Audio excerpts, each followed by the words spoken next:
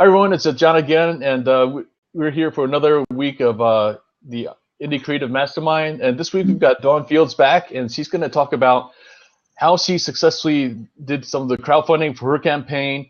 And we're going to really dive into what it was that kind of helped her to hit her goals and to really um, continue on with the other successes that she had with their film project through crowdfunding. Dawn, maybe just to start with, like, kind of how did crowdfunding play into what you did? Because I know you did different types of investments and stuff. So what was the crowdfunding part of your recent projects? Well, maybe I should start by giving just a quick history. I got involved with crowdfunding back in like 2009, 2010 when it was first coming on the scene. And the first film that I tried to crowdfund was Zombie Elves. And that was development money. We were trying to raise about $40,000 in development money against a $600,000 feature film budget. And then, as is the same thing now, people are a little bit less excited about funding development money. Especially $40,000 worth of development money. Like crowdfunding, at the time I didn't realize that those numbers were just really kind of too high. They were too high then, and they're still kind of too high now for that kind of thing. People kind of feel like, well, if 40,000 is a lot for development, and even if you raise it, are you ever going to get the 600 to actually shoot the film? Like, they want a little bit more confidence that the money they give you, there's going to be a product at the end, that whatever you're asking for is enough to get the film done, so that they'll be a part of the film. When people donate to a film, they're kind of supporting you as a person and as an individual and as a filmmaker, but also they want to be a part of the project. So it's really important that the project gets done. So I learned all my lessons the hard way on that one. I learned about how you shouldn't ship physical products if you can get away with it. Like, try not, I know it sucks because people love these things, but I learned that one of the first lessons I learned is try to offer everything electronically and no physical items that you have to manufacture or ship. Yeah. We ended up shipping T-shirts and calendars and some other physical things. Like, the Zombie Elves campaign didn't make its goal, but we raised enough money to fulfill the perks. And some of the perks were promotional items we were going to have printed up for the film anyway. So we just went ahead and spent them. We raised about $4,000. We spent that money like sending everybody their T-shirts and their calendars. And we had about 50 people that we were shipping to, and it was $350 just in postage. Whoa. And we didn't, really budget or factor any of that in. So that was lesson learned the hard way. But anyway, so I just kind of fell in love with the idea of crowdfunding, even though that first campaign didn't succeed. So I just started trying to fund all my short films that way. And I think I can probably tell people what not to do more than what to do. I think I've learned a lot of lessons really, super the hard way. Oh, sometimes that can be even more important. Yeah. Yeah, so I could definitely tell you what not to do. But, we've just about every campaign we've ever run has succeeded except for two that were, one was 30,000 and one was 60,000. Well, actually, if you count Zombie Elves, that one was 40,000. So we have not had a whole lot of success in campaigns over $10,000, $20,000. That's a whole different ballgame, and people need to understand that. If you're trying to raise $5,000 or $10,000, that's kind of doable. It still takes full-time effort. It takes a lot of work, but it's relatively doable. Trying to raise more than 10 or 20,000, it's a whole different ballgame because you have to go so far outside of your social circle to do that. And we had not figured that out in the past, exactly how to do that. But we are about to launch our final campaign for Fragile Storm, and we're looking to raise about $24,000. So this, we're gonna put all the lessons we learned in the past to good use in this final campaign, and we're going to go way outside our social circle because most of our people have already donated anyway. We've been raising money for this film for what seems like forever, and we still have some major expenses we have to get paid. But yeah, so I mean, I don't know where to start. There's so many things I could tell you. So maybe like one thing is that, like, the first one is certainly, okay, everyone automatically goes to their family and friends and stuff like that. That's what everybody does and everything. But there's only so much you can go back to them before they kind of get tired, like, oh, not another campaign, stuff like that. So you have to at some point start expanding your social circles, right? And it seems like you've successfully done that. I've noticed that where you've kind of really gotten to know other filmmakers, and really that's one of the key markets, so to speak, is other filmmakers. Everyone likes to support each other's campaign. So can you talk a little bit about kind of how that expanded your circles? Yeah, we I have a big following of other filmmakers on Facebook, mostly because about 4 or 5 years ago, I split off from my friends and family Facebook campaign and created my own created one just for me as a producer. I was producing at the time, not directing. That's why my URL is still Facebook/Dawn Fields producer. So I created that account just to friend other filmmakers, to like other film projects. That's all I was engaging with on that campaign. And I reached my 5,000 friend limit very quickly. Wow. And then they, for a time there, they had subscribers that people could subscribe to, and now they call it followers. People can follow you. So that's people who, above and beyond your 5,000 friend limit, can follow you and see your feed, but you don't necessarily see their feed, and it's not the same engagement and the same connection as a friend would be. Right. But I have almost 5,000 friends, and I could stay at 5,000 friends forever, but periodically I have to go in and call some people out so I can bring in the new people that I'm meeting, like at festivals and stuff. So I'm continually kind of dropping off the old inactive accounts and bringing in new people. But basically I have 5,000 friends on Facebook and over 12,000 followers, all in the film business.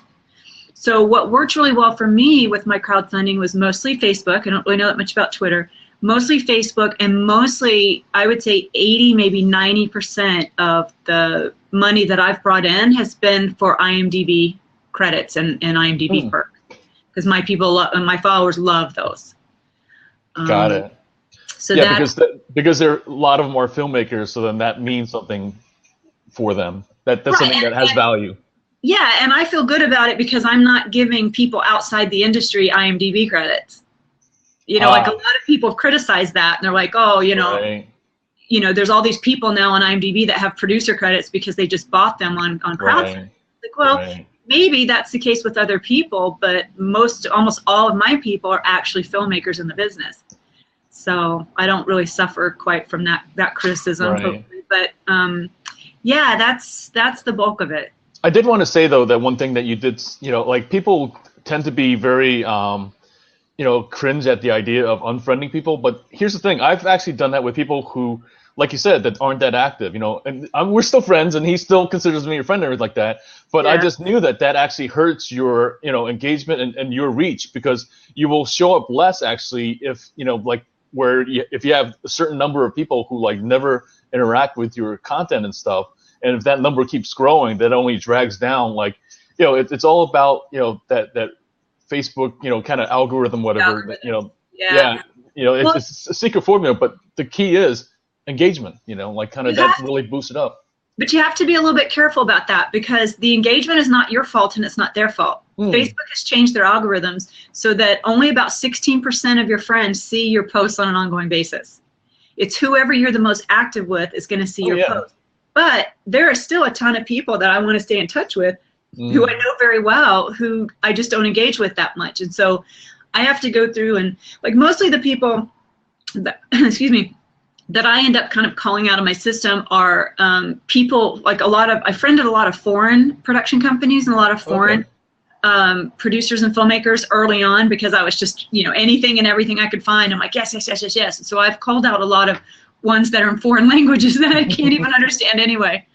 But you do have to be kind of careful, because way down at the bottom of your inactive list are still people that you know really well that you want to stay friends with.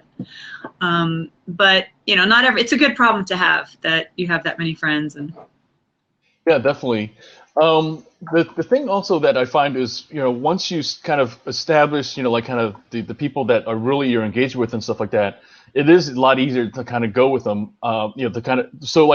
what do you kind of do between campaigns to kind of stay in touch? Like, what are some of the things that you find are useful, kind of where, again, it's not like the only time they hear from you is the next, next campaign and stuff like that, the next, ask, if you will. Well, I'm just organically on Facebook 24/7. That's just who I am. So well, not everyone is. So like, everyone is. so like, what do you kind of do? Like, kind of what for you comes natural that other people might not think of, or like kind of. I'll post a joke. I'll post what I had for lunch. I'll post, I do like to, the other thing too is I really love to educate and teach and consult. That's kind of eventually where I want to end up after I've made, the movies that I need to get out of my head. But I still do it kind of on a part-time, ongoing basis, seminars and workshops and stuff like that. I like to share information. So a lot of the stuff I try to give back. I try to post helpful articles, tips, advice, not advice so much. I don't want to feel like, I know everything, I can give you advice, but I do run anytime I see a very helpful, very useful article, I'll share that and post that. So, and then a lot of times it's just how I'm feeling, what I'm going through, what the struggles are, what the challenges are as a filmmaker. I mean, I try to just talk to them as I would friends. Because they are friends. I do consider, unfortunately, I rarely even use my friends and family account anymore because I'm always on this one. Yeah, so they say that when using Facebook kind of for business, it should be 80% personal and 20% business. Most of the people who I've friended on here, they're also filmmakers, so they know that 80% of our personal life is making films. Right. So there is no 80-20 separation just in our lives in general, right? So I end up talking about films all the time anyway, whether they want me to or not. It's just the way it goes. Yeah, the thing that also that I know that Facebook really values and gives kind of automatic kind of boosts, as long as there's kind of engagement and stuff like that. Hey, Brandon, welcome. Is the three things, entertaining, inspiring, and what's it called, just basically educating. That's like the three kind of things that like, naturally, that automatically, and then the other part is like the tricky part is like if you can find stuff that like does a little of both or some combination of both, that like, or the different ones, that's really like kind of valuable as well. So that's the other kind of aspect of it. So yeah.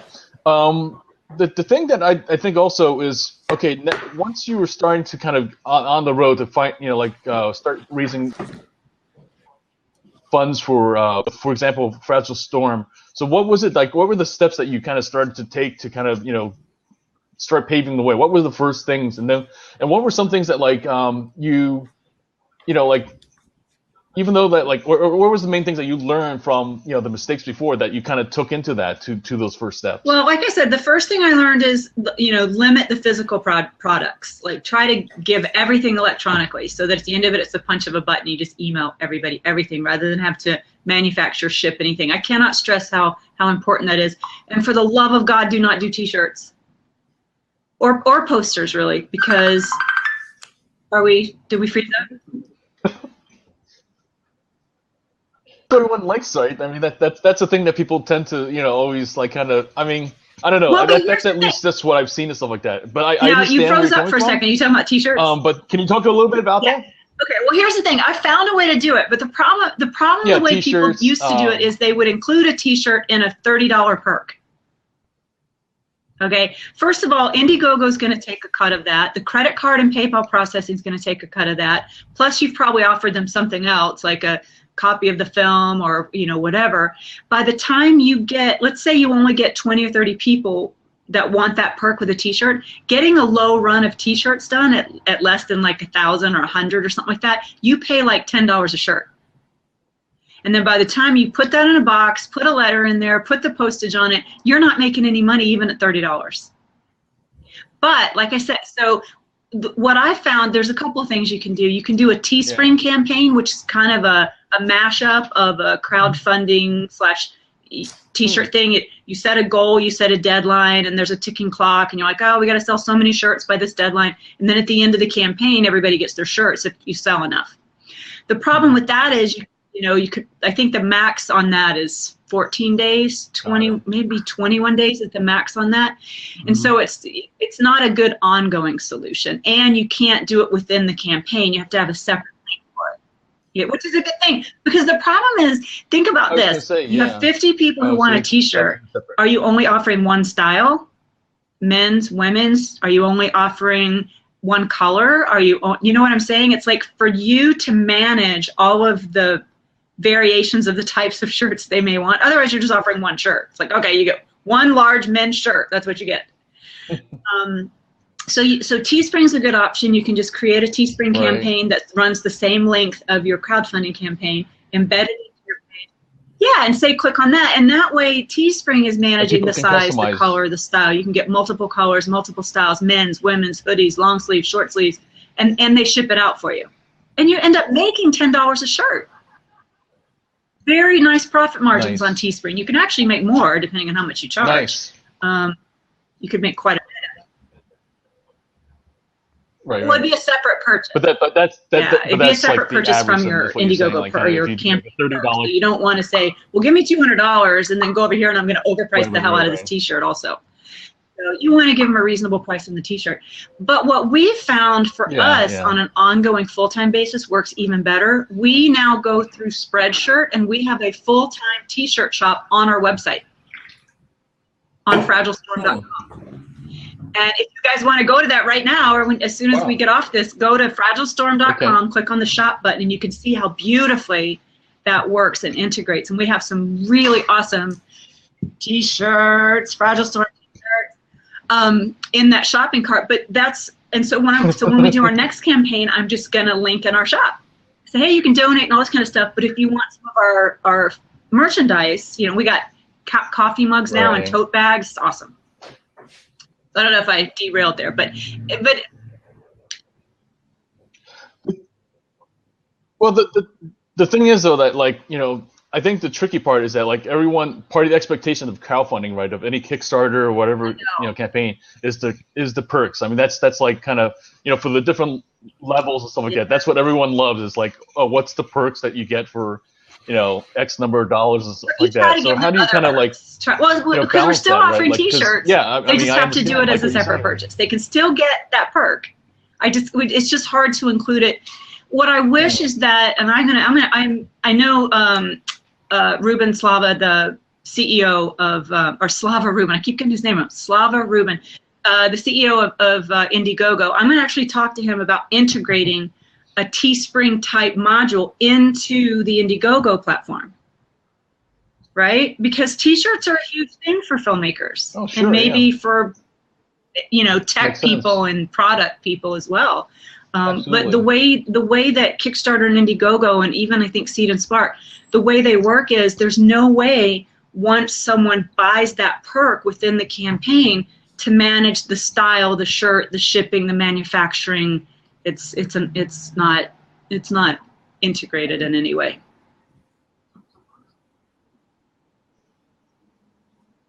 So what are some perks that, like, you found are, like, you know, from your community? Well, first and foremost, like I said, the IMDb credits are really big sellers for us. We also, over the past, we've done so many campaigns for so many films. We've done a lot of things. We have done walk-on roles. Sometimes people like to do that. You get to be in the film. One of the perks we had for Zombie Elves was there was a scene in the movie where Santa pulls up his naughty list and he's looking at the names. And one of the perks was you get your name on the naughty list. You know, but you have to be careful with perks like that, because if the scene gets cut from the film, you know, what are you going to do? But I find autographed cast photos are great, because you can scan those and send them digitally. You can send them a digital version of the poster, and then they can go have it printed on any kind of paper and any kind of size that they want. You know, desktop publishing is easy now. Anybody can go to Walgreens or Kinko's and get something, FedEx, I guess, printed up pretty cheap. Let's see, we've done signed copies of the script. People have bought those. I've done free consultations. You know, buy this perk and I'll give you a half hour of my time or 15 minutes of my time or whatever. I've done that with my friends who consult and have services. They've offered me discount services that I've then parlayed into. Like a friend of mine, Todd Namey, does, he proofreads scripts. And so he offered me 10 of those for one of my campaigns. And people really love that. And I think he got a lot of customers off that and a lot of referrals and stuff like that. So it kind of worked out for both of us. Trying to think of, with Fragile Storm, we're now doing a memorial wall at the end of the credits. So you can dedicate the name of a loved one or the name of a caregiver at the end of the film. So you got to be creative. you know. Yeah.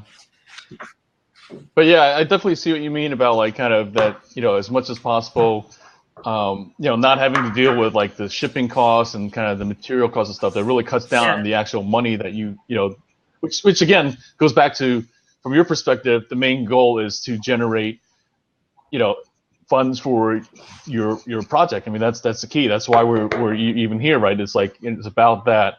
But the tricky side is balancing that with, what it is that like, the fans really kind of like, and I'll tell you, wow, in the they big go gaga picture, over one of the stuff, best and things we ever that's offered kind of was a the visit to tricky. the set. The two people that took us up on set visits for our short film Found ended up becoming very, very ardent supporters of ours and very hardcore fans and friends, and went on to fund a lot of our movies after that, because they came to the set and they met with us and they spent the day with us and they got to know us and they saw what we were doing and how we operate and stuff like that, and they became huge fans, and both of those people went on to support us in quite a number of ways in future films. So it's all, you never know what's going to happen.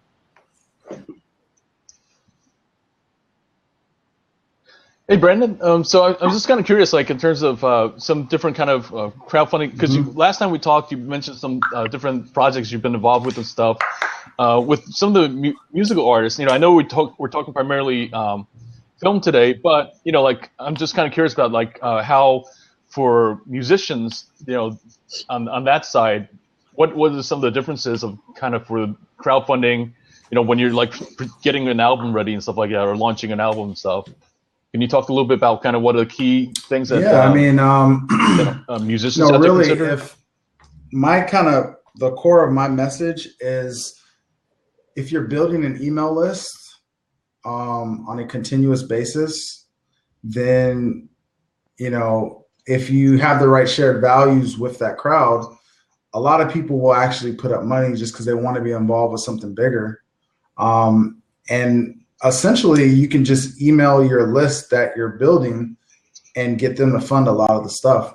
But the problem is most artists don't focus on building an email list. They're focused on selling like a 99-cent iTunes or something like that, versus building an asset that they can, kind of tap into and kind of build a relationship with, and, get them to actually pay the money.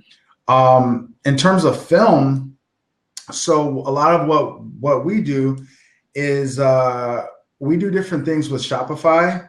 So what I do is I go to this this website called AliExpress, and basically what I have my assistant do is we set up drop shipping, like relationships with these vendors. So like I can find like a necklace or a keychain or like this hat or something like that, get it made over there, put my own brand on it, and then basically when somebody orders, we just send a message to the distributor over there, and then they can deliver the product directly to the consumer. So that's another great way for people to be able to create merchandise and not have to like have it in their house and ship it out and kind of do all that kind of stuff as well too.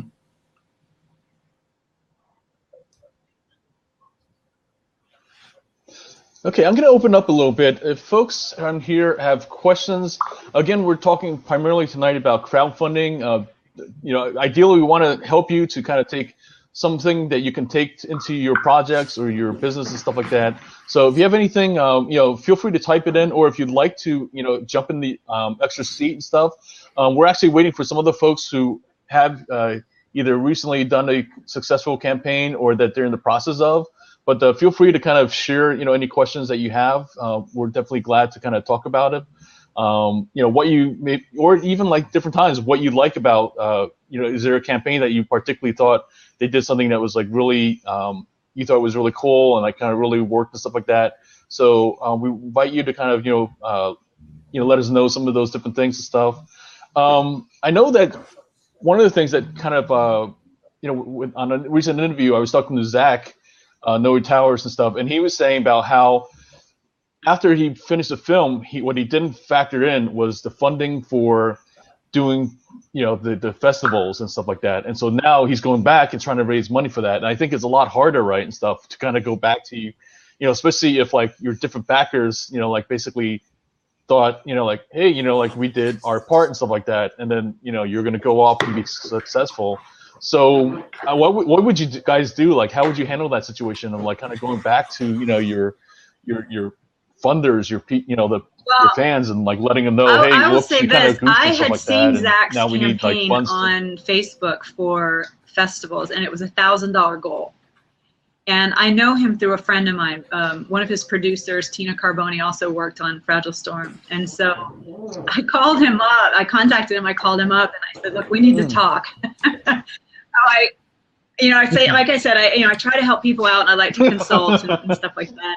And I had a little conversation with him about how far that $1,000 was going to get him, which is nowhere. Which is nowhere. Yeah, It's I can just imagine how so that he was like, oh no, we need even more money. It's like, yeah, you do.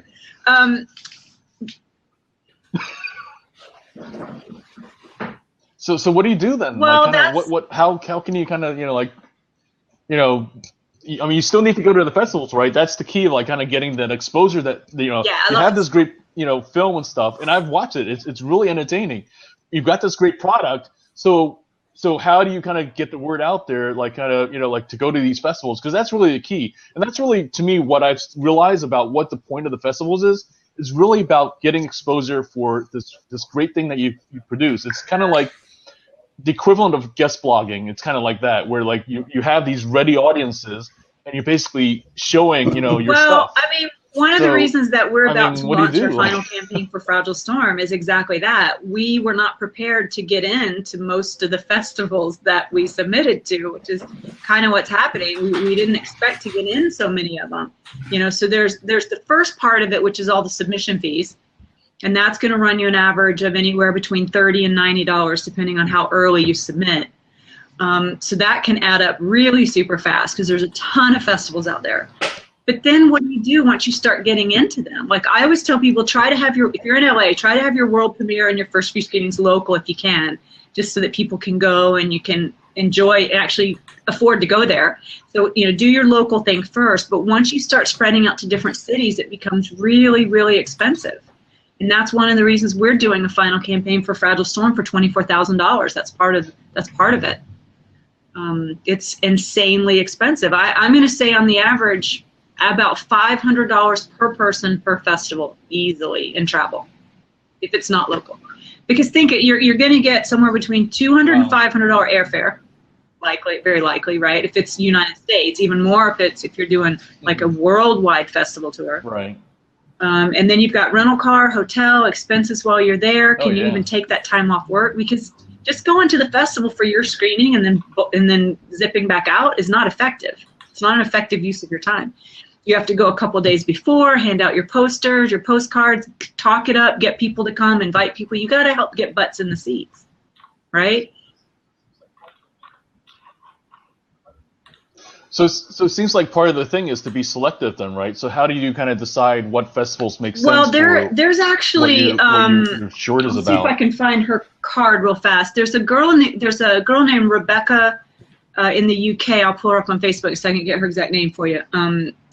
She's the film festival doctor. And that's exactly what she does. You go to her and she will look at your film, and she's very familiar with all the festivals, and she'll tell you exactly what films are right for your what festivals are right for your film, which can save you a ton of money. Hang on. Yeah. Oh, let me pull up her info real fast. I'll give that to you guys. That's awesome. It's Rebecca Louisa Smith, and she's the film festival doctor. And it's Rebecca, Rebekah, Louisa Smith on Facebook. And let me see if she has a website. The Festival Doctor. I'm sure she has a website, but I'll give you the. Yeah, so could be something I'll get that's coming up. Google and stuff. But here's the thing: if you live in LA, you should have been going to all the local festivals all these years anyway, right? Right? You shouldn't. I mean, if you're a filmmaker, you should be familiar with the local festivals. That's the best way. The other ones out of state, it's a little bit harder to know what those are like, but you can certainly ask people. We got into Sedona because somebody put a post on Facebook and said, hey, what are some of the cool festivals? And one of the girls came back and said, well, Sedona's awesome because they put you up for 6 nights, even if you have a short. They feed you twice a day, and they have packed houses. And I'm like, you had me at packed houses, but we targeted them. So when they say all that, so then that's like part of your fees then? Is that what that means? Like when they say they put you up and kind of, you're saying all these things are included? No, your entry fee only goes for the submission of your film. Like, almost no festivals put you up for short films, but they do. They put you up and they feed you, which is very rare.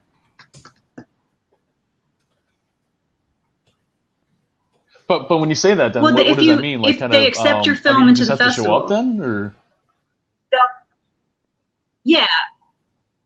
Oh, okay. So if they accept it, then those things all come with. No. Okay, so it's like almost like winning a contest just to get accepted, right? For them. Yeah. No. Okay. Maybe I'm misunderstanding. Well, right. No, but I'm saying though that, like, getting accepted though, if they're basically housing you and feeding you and all that, that's that's a nice prize. Absolutely. In itself, and most festivals will give you 2 free filmmaker passes. That's pretty standard, but almost none of them put you up as a short film, and none of them feed you. Yeah, sure. Like that's like right. I was gonna say. Right. Yeah. Well, they're so I guess that's one way that they decide. Everybody who I've talked to who's been there says it's like the best festival ever, and they've been doing it many years. They run it really well. They really treat their filmmakers. So it's a really good festival. So is Beloit, Wisconsin, which we're in February as well. We're in both of those in February. Both really good festivals. They get really good turnouts. They have a huge following, and I got to tell you, if you do the circuit enough, you'll realize that the worst thing is, even on a local level, to go to a festival that you're in and there's nobody there. There's no one in the audience. That's like the worst thing. So we know that both Sedona and Beloit, even though they're smaller festivals, they're not top tier festivals, they're very well attended, and that means a lot to us.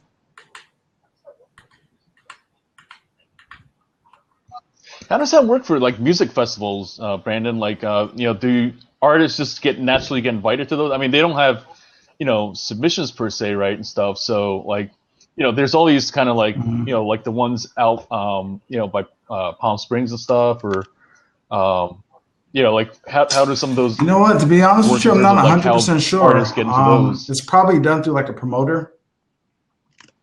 That's what I mean. I'm not really in, like, I haven't really done anything in like the film fest or the music festival circuit, so I can't really answer that accurately. But I would assume it's done through like a promoter.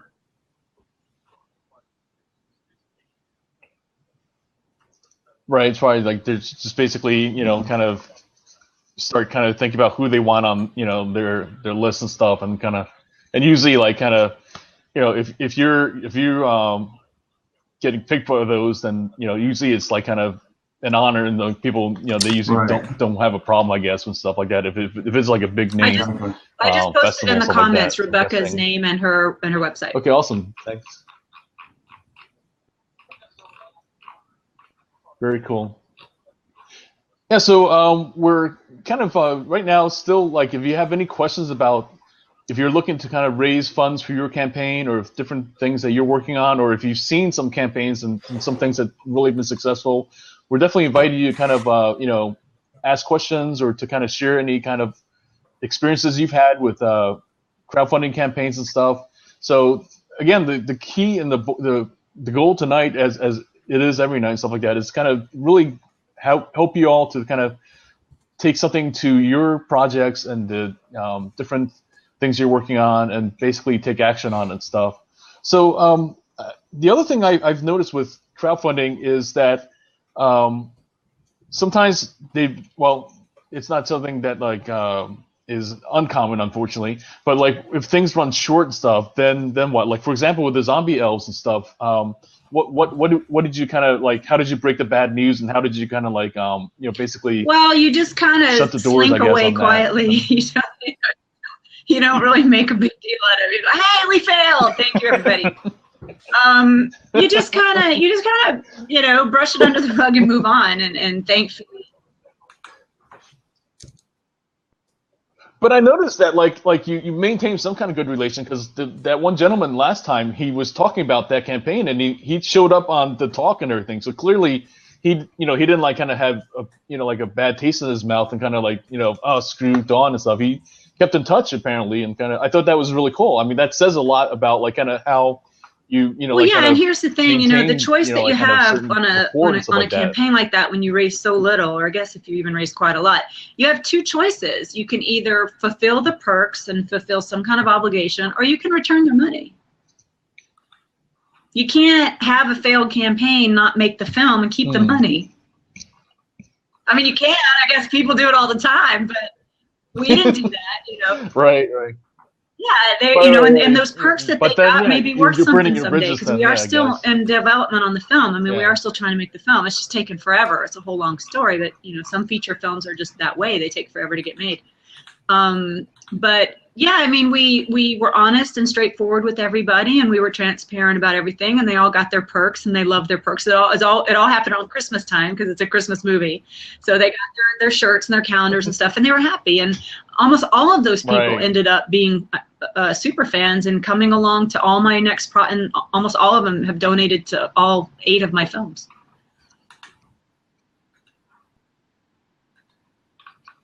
Yeah, I think that's really a key lesson then is that, like kind of don't just look at the one campaign because no matter what happens, if you keep the relationship, then ideally, even if that campaign doesn't, pay out and stuff like that or doesn't lead to success in the project, keep the relationship so then that way, like it makes sense for you to kind of building a relationship because no filmmaker's going to make not one like film, right? You burnt that not intentionally anyway, Yeah. Most filmmakers want to make more than one film. So we went into this knowing that we had to foster relationships and that this was going to be for the long run and not just a one-off.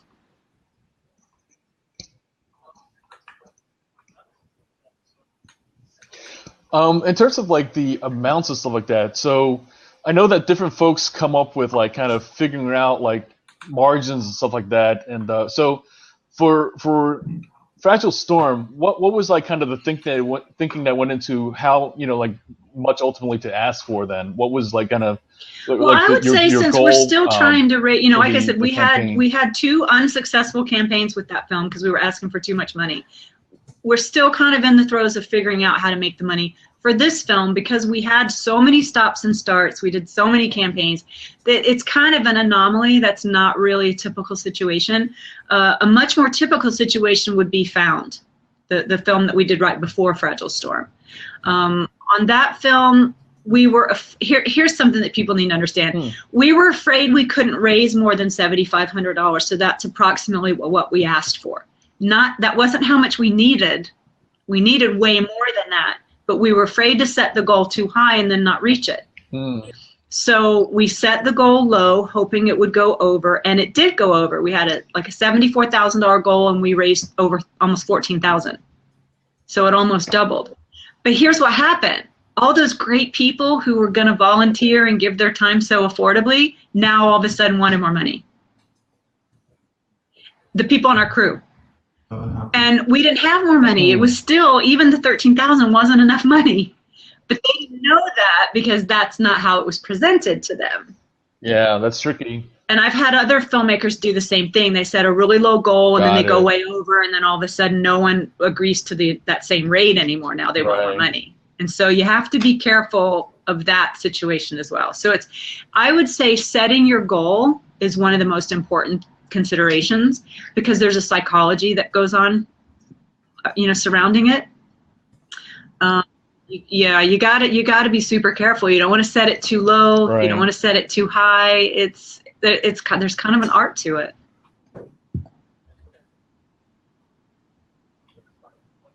Yeah, I know that Amanda Palmer different times she's been criticized with like kind of that she's this money grubber and like trolls have like shown her with bags of money and stuff like that, and it's and she's and it's horrible because like and she has shown like kind of she's not only spoken about it but also written in detail about how like this is where the money's going and she shows line by line how it's like going to different expenses and like in the end she's not getting like some kind of rich like kind of what's called kind of Yeah, barrel of but think about it. If dollars she and had, stuff like if that, you know, have a and that's the thing. It's $50,000 like, campaign and you raise $100,000 and all you needed was $50,000, what are you supposed to do with that extra money? You're supposed to give it to charity? I mean, why can't she keep that money and do her next album or pay off some of her bills and move forward? I mean, I don't understand that's why they interesting, care yeah. what she does with the money as long as she got the album made. You know? Yeah, I mean that is this kind of weird thing about you know, like it's not just even people in general, but also I think artists a lot of times they even feel bad about like kind of if there's more money to kind of, you know, never mind to just basically, you know, just pay so then they don't have to stay at a crappy hotel for like their next gig and stuff like that, but then they can actually stay at a decent place. Like, you know, we're not talking even like kind of you know, the Ritz-Carlton. We're just talking like, you know, they can stay at like a Hyatt versus or like yeah, a but here's the Embassy thing. I mean, Suites is it versus just a, her you know, that's coming Roach under Motel, criticism? you know, Are kinda, they asking Zach Braff what he did with all the extra money? Are they asking Veronica Mars? Are they asking Con Man? Are they asking Space Commander? I mean, are they asking any of those people what they did with all the extra money that they made? It's like I don't get that. Crazy. I think other thing that happens too is like once you start becoming more known and stuff like that for anything, it's like then you become a bigger target. If some of these people, you know, like the Veronica Mars and the Zach Braff, they have fan bases that like are, you know, pretty loyal and stuff like that. She was somebody that kind of came, you know, seemingly came out of nowhere because, you know, like, I mean, the Dresden Dolls weren't that well known until like, you know, she was known with her fan base, but then all of a sudden she was splashed all over the news and stuff. So then now she had all these other people. I guarantee you the trolls were not her, you know, for the most part. You know, there's always exceptions and stuff, but for the most part, there are people that, you know, weren't really her supporters from the beginning and stuff, and they may be like, and then one even apparently was a jaded musician, and she like, you know, kind of at one point approached us and said, "I'm sorry, you know, like kind of, you know, I was really wrong to say some of the things I said about you and stuff," and she said, you know, like, I get it, you know, like kind of, and apparently that gal was another musician, you know, so there's that jealousy thing that comes into play. You know, so that's the other part that comes out. It's like kind of, you know, like to me, like money different times is not in itself the evil and stuff like that. It's just a lens. It just kind of crystallizes feelings that are there. If there's this love, then it can create, you know, more and happiness and create more of it. But if there's this kind of like, you know, animosity and I think stuff, anybody who's done a crowdfunding campaign you know, and knows how much what an incredible amount of work it is doesn't really question, you know, where, I mean, it's so much work. That's kind of crazy. Right. I hadn't heard any of that, and it's too bad, but I hope that's kind of an unusual case and not the norm. Well, I was going to say, I mean, I have no doubt that you spend out of pocket on multiple ways for your projects. I mean, stuff that like is never accounted for because of the fact that like you just were doing what you need to do to get the film made and stuff. I mean, we all know that, like the people, you know, the times when you whip out the, you know, MasterCard and Visa, that we certainly did that with Fragile Storm. You know? We ran into a lot of unexpected expenses. We went over budget, you know, the whole thing, and you know, our philosophy was it's going to be worth it at the end of the day. So we got to do what we got to do, and that's what we did. But you know, we incurred a lot of expenses. Expenses we still need to get back, especially now that we've got all this festival run. You know, it's a long road. It's not cheap. It's not cheap. The whole process. Can you talk a little bit about how, like, you know, like for you, I know, you know, you connect with a lot of people on Facebook and stuff, but what are some of the ways, like, kind of social media wise, to kind of is that it? Like, mainly just kind of is posting things and. Well, I'm most comfortable on Facebook because, like I said, that's just where I live organically. But I've heard that Twitter is actually a lot more effective for crowdfunding, and so we're starting to embrace that more and more. Also, I think a very underutilized platform is LinkedIn. And we're gonna tackle LinkedIn this time too, That's which we've never done in the past. Plus, I agree.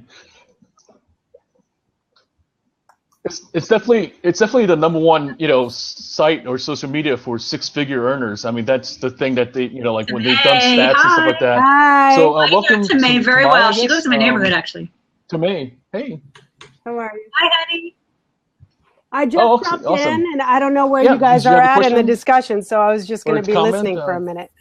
Okay. We're just talking right now about the social media for using social media for crowdfunding and stuff. Dawn was just sharing about some of the things that she's done. Do you have a project that you're working on, or I a project just that spoke you to are interested in getting started? Carol Dean at From the Heart today about getting fiscal sponsorship. And once that's done, my next step, I guess, will be the Indiegogo page. And I started a Facebook page. It's all for a short film / public service announcement. So I'm just doing I just started approaching the crowdfunding for that. Yeah, we used Carol Dean and From the Heart Productions as well for Fragile Storm, and so I recommended to Tamay that she use it too, because what it does is it allows all of your contributions to be tax deductible, which is huge. Yeah. Very nice. Yeah. Tax deductible fiscal Having sponsor, a fiscal sponsor. Did you hear from anyone who Right. who used that donation for a tax deduction as to how that went for them? Like the people on the other side, the people donating? Yeah, like whoever donated, did anybody give you feedback about, how that went with their I haven't. accountant? Okay. I'm just wondering. Somebody, who was it? Roger Mayer was telling me that he didn't think it was a real tax deduction. And I was like, that doesn't make any sense. Of course it would be. They've sent me all the paperwork. That I have their IRS number. I have everything. It's totally legit. Great. They do a lot of films. They've worked with a lot of filmmakers.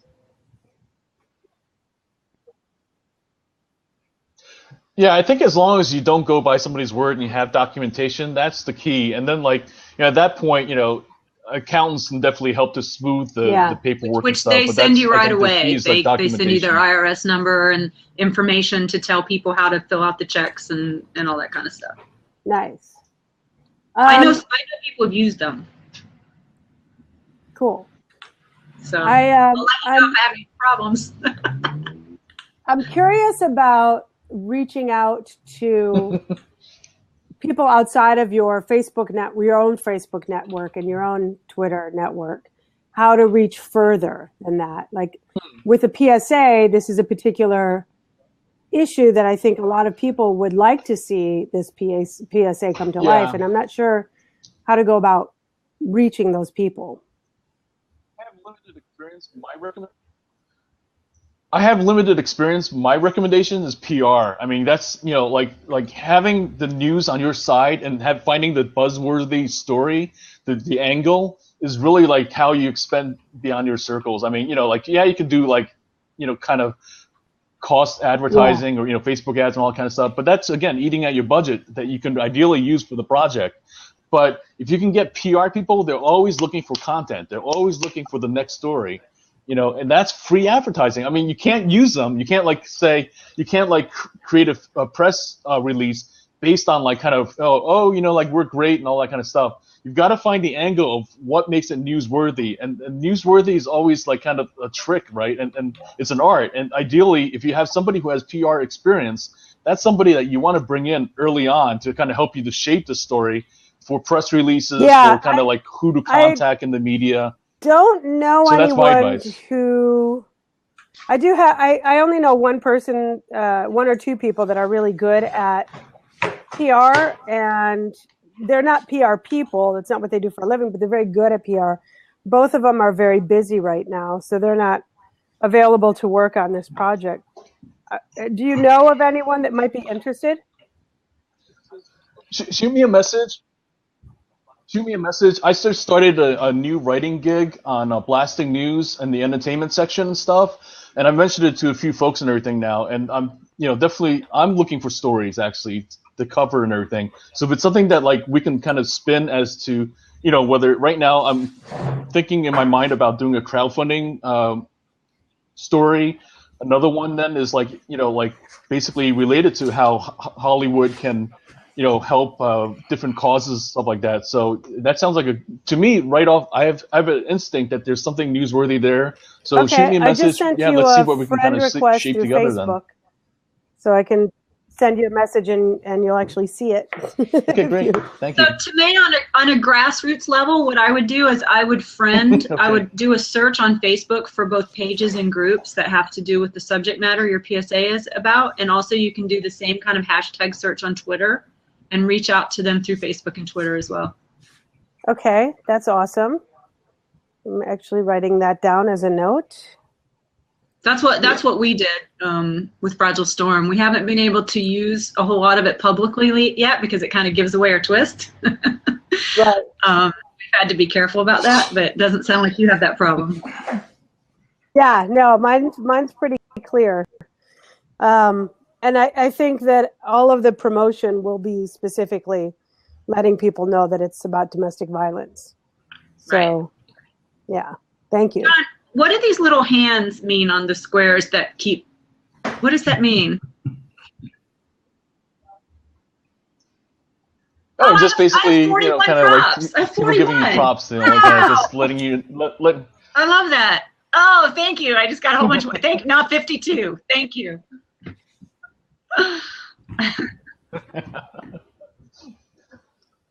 Awesome. So yeah, did you have something else to me, or I think somebody else might be interested in kind of jumping on as well and stuff like that. So definitely want to kind of free up and see if I saw somebody kind of asking something about. Oh, Super Busy Dad. I don't know. Did you have something you wanted to ask, or if you have any questions that you want to post just strictly to ask the different folks on here. If you type that /Q, it'll highlight it in the questions area and stuff like that. If you are interested in jumping on, let us know. We'll see about kind of getting you on as well and stuff like that. So yeah, I was gonna say also too, what you can do is yeah, please. Ella would like to say hi.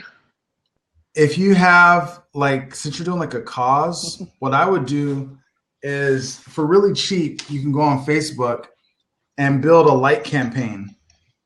And you can target domestic violence, fan pages, and then create simple ads that say create a light campaign. Yeah. Right. So a Facebook light campaign, basically what it is with Facebook, you can pay for advertising, and you can choose, you can choose which fan pages that you want to target, right? And so what you can do is you can find you can go online and look up activists of people who are against domestic violence. You can look at famous people who kind of speak out about it, and then run ads that say, if you're against domestic violence, click like, right? Or if you're in support of this, click like. And then you can get it done for pennies on the dollar. Build up a large fan page of people who are already passionate about that. And then from there, you have an audience already kind of built into, your film. And then you can kind of use that for crowdfunding or, Wow, that's brilliant. I would not have thought of that on my own. Thank you. Wow. So that's what my friend, he does independent films, he does documentaries. And so basically what I taught him how to do was go build the audience first and then kind of drip content on them and get people engaging, excited about things that are going on. And then when you're ready to drop the film or whatever, it's you already have the people who are there to, look at it. And then also too, if you want to get money from people, investors and stuff like that, they love seeing oh, you already have a built-in audience. And especially now with Facebook, you can do live stream, videos, and, you just gotta be creative. I would have I'd find somebody who's really big on that, activist level of that situation and have them come on and do a live stream to all the fans and, just build momentum up. and then when it's time to release the film, it's like you already have people to, you know. I mean, I'll be honest. One of the main reasons why I chose Blab as a platform instead of like some of the other ones I've done in the past, where it's a webinar type thing or Google Hangout, is that what I find with Blab is that it's a way to kind of connect with an audience that's beyond what your regular reach is. And I've had people subscribe and connect with me on Twitter just because of like a talk that we had and stuff. We started interacting on here. And so that's the thing that, like, just like what Brandon's saying, it's like kind of, building an audience, and for me personally, my thing is, looking to build an audience of indie creators, folks who are either artists and musicians who are trying to basically, put their art into the world and stuff like that. So that's the thing. And I'm really, passionate about building a tribe of folks who are doing that. And I'm always glad to connect with others who are building, similar tribes or tribes that, kind of that, where they're connecting with other folks in the same way. So that's another thing you could possibly use is just Blab. Yeah, this is new to me. Blab is new to me. I like it. This is really cool. Yeah, well, welcome. Yeah, glad you're checking out. Yeah, well, I definitely look forward to talking more about like kind of like possibly working on a article together then and stuff. So there, I just set up a bookmark for Blab. Thank you. Sure thing. Alrighty, Super Busy Dad, I don't know if you are interested in jumping on for a little bit. We can, if you have a question. Oh, okay, awesome. So thanks for stopping by tonight. I'm gonna let Super Busy Dad to jump on here for real quick. Alrighty. Okay, so the seat is open. Okay. Hey guys. Roel. Okay, awesome. Welcome. It's Roel. Hope I'm pronouncing your name correctly. Can you guys hear me okay? Because last time I was from this computer, it was echoing pretty bad. So yeah. Yeah, it looks good so far. No, so, I started you said messing around with developing my own crowdfunding platform back in 2014 with the idea, and so I wanted, but since then I kind of put it on a break, and I've kind of just picked it up again this week, and so I wanted to show it to you guys, and then let me know what your initial thoughts are. So here, I actually have it on my desk. So typically, if you've got a cause that you're trying to spread, a popular way to do it would be T-shirts, right? Like this, right? So what I've done is I've added an NFC tag to the sleeve, okay? And so I strategically placed this on the right sleeve. So because typically when you meet somebody, you shake their hand, right? So it's something that's pretty visible right away, and so it kind of is like an icebreaker. And you'll be able to talk about whatever it is that you're trying to spread. And you can actually just take, I don't know if you guys are familiar with NFC or anything like that. Is anybody here familiar with that? Maybe you can explain for, right, so NFC is available on all the Android phones right now. NFC is near field communication, so that's kind of how Apple Pay is powered, right? However, in Apple, it's locked, so it's not open, and it won't work for this right now. And so I actually have a texting mechanism for it. So check this out. I don't know if this shirt works. Right there's my phone.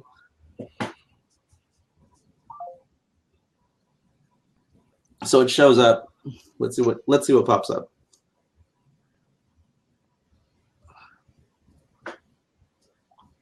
There. You see that? So it's so pops up to your so site it's a with cause the page. T-shirts. So if you're promoting a movie and whatnot, you can put a trailer on there. Nice. You can put music on there if you're doing music. That kind of thing, right? So it's one layer beyond like the different kind of the codes thing. What you call it? The scan codes. So it's like one that you can with the Android phone you can kind of move up to it and basically. So the cool thing about this is you've got a donate button right there. So you could just go ahead and make a donation. So we tried this with our raising money for Special Olympics, and we actually raised a lot more than we ever did for my own team. But since then, I kind of got busy with some other stuff, right? My name's Super Busy Dads. So I got busy with some other stuff. That's a nice trade. But I don't know. What do you guys think?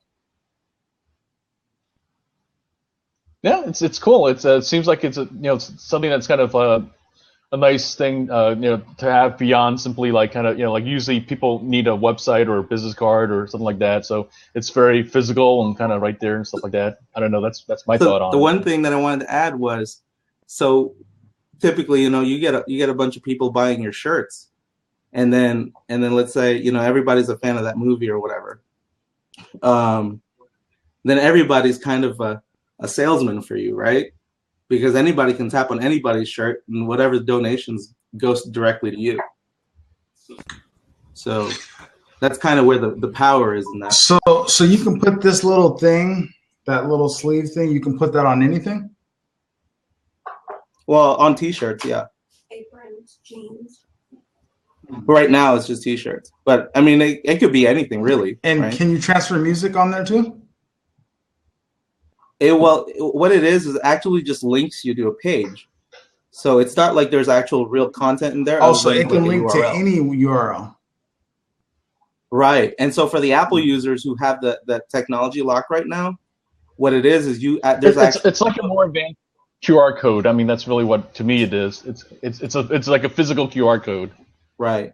And if they don't have that technology on their phone, like if they have an older cell phone or whatever, you just tell them to code to a number and then they get back that URL. So because typically when you're asking for donations, at least in my experience, is they say, oh yeah, I'm interested. Give me the info, and then they never ever click, right? Because they get busy.